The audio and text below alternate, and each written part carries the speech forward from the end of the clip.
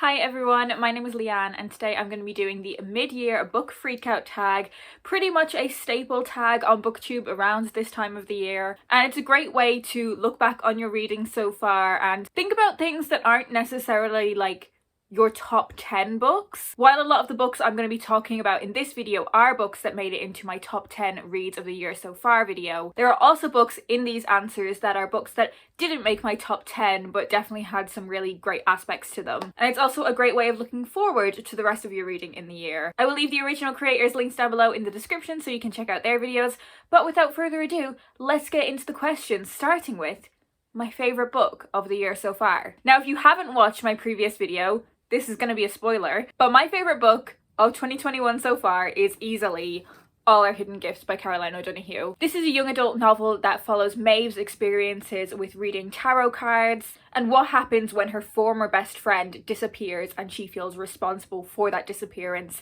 There are so many like supernatural witchy vibes to this, and there are also some seamlessly interwoven aspects of queer exploration in this novel as well. If you want to hear more of my thoughts on this and you haven't seen it already, I would recommend checking out my top 10 video. But I am obsessed with this book. I love it. I love it so much. The next question is, what is your favorite sequel that you have read so far this year? Now, normally I don't read a lot of series, but this year I've read a lot more than I usually do. I think children's series in particular. But I think this is the same series that I answered this question with last year, because I'm going to go for the third book in the Noughts and Crosses series, Checkmate by Mallory Blackman. I love this series. I very recently read this third book. I am so excited to read the fourth book, and I think there's a fifth book as well. I'm sure most of you have heard of this series already. The first book, Noughts and Crosses, was adapted to a TV show, I think last year, but it follows a world in which the power dynamics in terms of race are flipped. So society is divided into noughts and crosses, noughts being white people and crosses being black people, and in this society it is the crosses that have the structural power. So there is a lot of racism targeted towards noughts, who are the white people. It's a series that explores so many different aspects of prejudice, and having the roles reversed gives it a really interesting lens. They are quite hard-hitting books. I find them so impactful. I think they are simultaneously, you know, they have aspects of a love story, particularly the first book, but they are also extremely political. They are about family conflicts. They are about navigating adolescence. They are about navigating pressure and expectations that are put on young people's shoulders. And this book in particular has a lot to do with how young people can be radicalized as well. There's dystopian aspects to this series. There are thriller elements to it. Cannot recommend this series highly enough. I have loved every single book that I've read in this series and have just given them 5 stars. The next question is a new release that you haven't read yet but would like to. There are so many. Just off the top of my head, some of the books that I'm really excited to read include Malibu Rising by Taylor Jenkins Reid, although I may have read that one already by the time this video goes up. The Other Black Girl I would really like to read. Ace of Spades I would love to read. There are just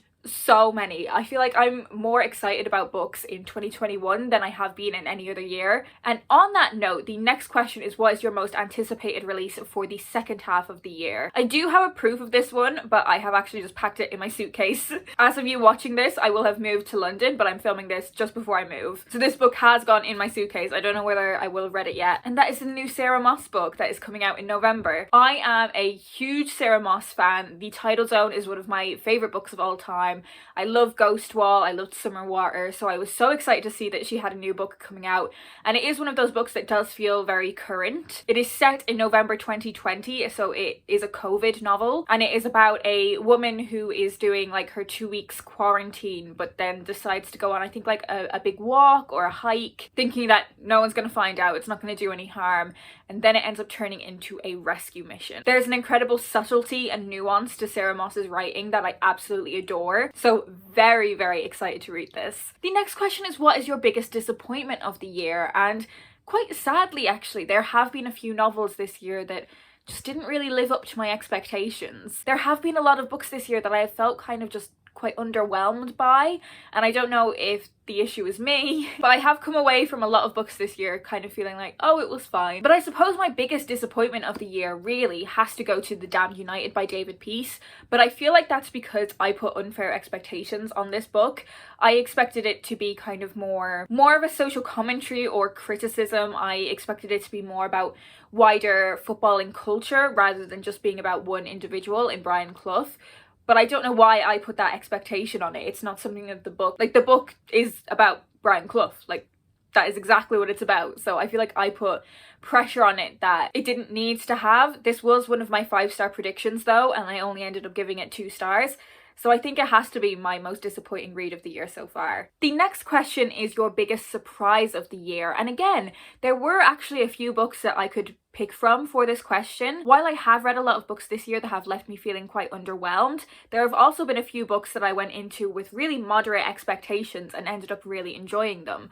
But the book I have gone for is The Foundling by Stacey Halls. This is an historical fiction novel that follows a woman's journey to find her child. She drops her baby off at the Foundling Hospital, which is a place where parents who don't have a lot of money can leave their children to be cared for, and then when they have enough money together, they come back and collect their kids but pay for the care that they have received between then and when they're collecting them. And when our main character Bess goes back to collect her daughter, she is told that someone who claimed to be her collected her daughter the day after she dropped her off. I'm not a huge historical fiction person, so I went into this with quite low expectations. I didn't really think it would be for me. And while I didn't think it was an absolutely incredible book, there were elements of the plot that I found quite convenient. I had a really enjoyable experience when I was reading this book, and I found the writing really compelling and entertaining. And I was really invested in finding out what had happened and how the book was going to resolve itself. So I would definitely like to read more from this author, and I was really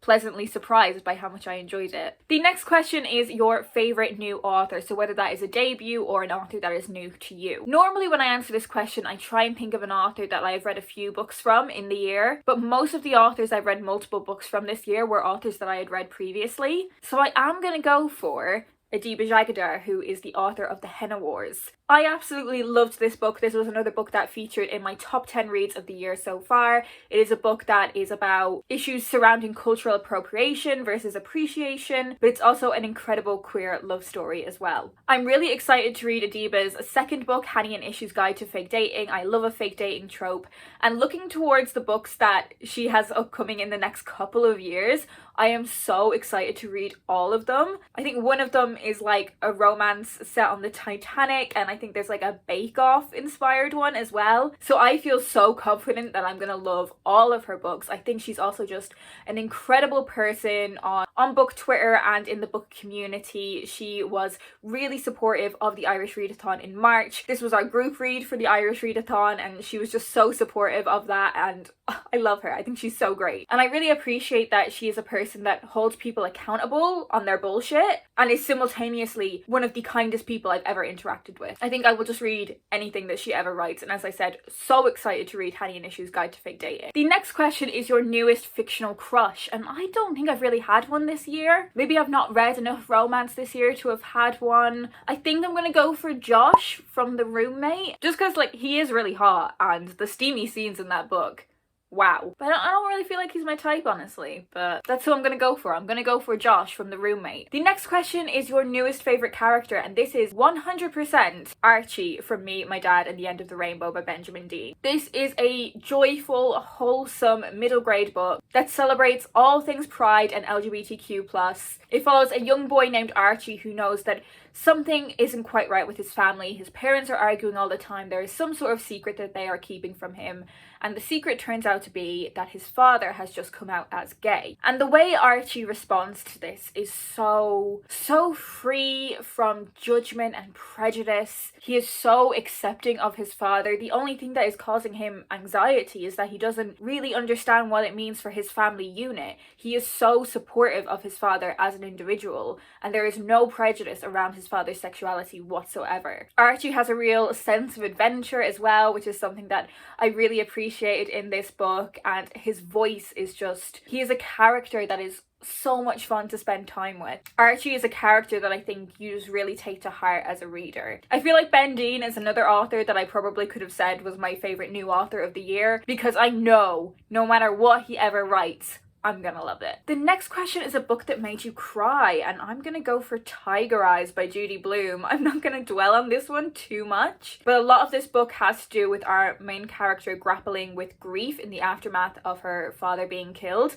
Yeah, hit me in the fields. Do we need to talk about that much more? I don't think we do. I think if you have experienced that kind of grief particularly a loss of a parent, particularly a loss of a father, then this is something that will really resonate with you. I know that it did with me. The next question is a book that made you happy, and I'm going to go for Nothing Ever Happens Here by Sarah Hager Holt. This is a middle grade book that follows Izzy and her family and what happens when her father comes out as a trans woman, Danielle. It's a book that is about understanding. It's a book that it doesn't shy away from the fact that there is prejudice in the world, but it's a book that ultimately celebrates difference and champions acceptance. The reason this book made me happy, and I would definitely say the same thing about Me, My Dad and the End of the Rainbow, is that there weren't books like these around when I was a kid. Books like these for children that celebrate difference and are inclusive of a broad range of experiences are so important, and it makes me so happy that these books now exist.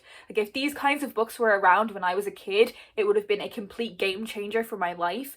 And I am so delighted that kids now have the opportunity to read books like this. It's just so important and it makes me so happy. Question 12 is the most beautiful book you have bought or received this year. And for this, I'm going to go for a beautiful picture book. And that is the hardback of The Duck Who Didn't Like Water by Steve Small. This is such a gorgeous picture book story about finding friendship and facing your fears. I completely adore Steve Small's illustration style. He has very quickly become one of my favorite picture book artists, potentially just artists full stop. So this is definitely one of the most beautiful books I have received this year. The next question is, what books do you need to read by the end of the year? All of them. I always say this, but you know, I want to keep trying to reduce my physical TBR. There are lots of books that I want to get through reading, lots of books that I'm really excited to read. I would really love to read all of my 5-star predictions by the end of the year, and in fact I've already read one of them. But just to pick out a few more that I am really excited to get to before the end of the year, I would definitely say The Love Square by Laura Jane Williams, The Night Watch by Sarah Waters, and also Legendborn by Tracy Deonn. So if I've not read those by the end of the year, full permission to yell at me. And the final question is your favorite book community member, and you know I couldn't pick just one. So I'm gonna link to a video that I did kind of recently where I was shouting out some of my favorite, most recently discovered booktube channels. And that is it. That is the mid-year book freakout tag. Do you have any thoughts on any of the books that I've mentioned? What has been your favourite book of the year so far? All of the books I mentioned will be linked down below in the description. And if you don't have anything particular to say, I would like you to leave me either a duck emoji or a frog emoji. That is all I'm going to talk about today. I hope you guys are doing well, and I will speak to you in my next video.